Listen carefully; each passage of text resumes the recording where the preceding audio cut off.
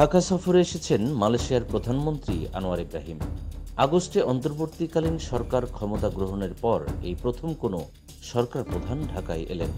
শুক্রবার দুপুর ২টার দিকে ৫৮ সদস্যের প্রতিনিধি দল নিয়ে হজরত শাহজালাল আন্তর্জাতিক বিমানবন্দরে পৌঁছান তিনি। বিমানবন্দরে তাকে স্বাগত জানান অন্তর্বর্তীকালীন সরকারের প্রধান উপদেষ্টা ডক্টর মোহাম্মদ ইউনূস।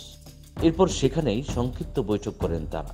এ সময় আনোয়ার ইব্রাহিমকে পুরনো বন্ধু উল্লেখ করে তাকে বাংলাদেশে স্বাগত জানাতে পেরে খুশি ডক্টর মোহাম্মদ ইউনূস। বৈঠকে ছাত্র নেতৃত্বাধীন বিপ্লব, ছাত্র জনগণের আত্মত্যাগ এবং বিগত সরকার কর্তৃক সংঘটিত গণহত্যা নিয়ে সংক্ষিপ্ত বক্তব্য রাখেন প্রধান উপদেষ্টা। আনোয়ার ইব্রাহিমের সফরে দুদেশের মধ্যে বাণিজ্য ও শ্রম বাজার সহ নানা ইস্যুতে আলোচনা হওয়ার কথা রয়েছে।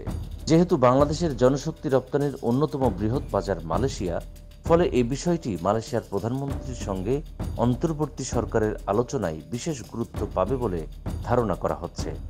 এছাড়া মালয়েশিয়ার শ্রম বাজারে যে সংকট চলছে সে আলোচনাও গুরুত্বের কেন্দ্রে থাকতে পারে বলে মনে করছেন অভিবাসন বিশ্লেষকরা। বিশেষ করে বাংলাদেশ ও মালয়েশিয়ার মধ্যে অর্থনৈতিক, রাজনৈতিক, বাণিজ্য ও বিনিয়োগ, শিক্ষা, প্রযুক্তি এবং মানব সম্পদ উন্নয়ন, জনশক্তি প্রেরণ, উচ্চশিক্ষা সহযোগিতা, ব্যবসা ও বিনিয়োগ, যোগাযোগ, অবকাঠামো উন্নয়ন এবং প্রতিরক্ষা সহযোগিতা সহ পারস্পরিক স্বার্থ সংশ্লিষ্ট ক্ষেত্রগুলো গুরুত্ব পেতে পারে।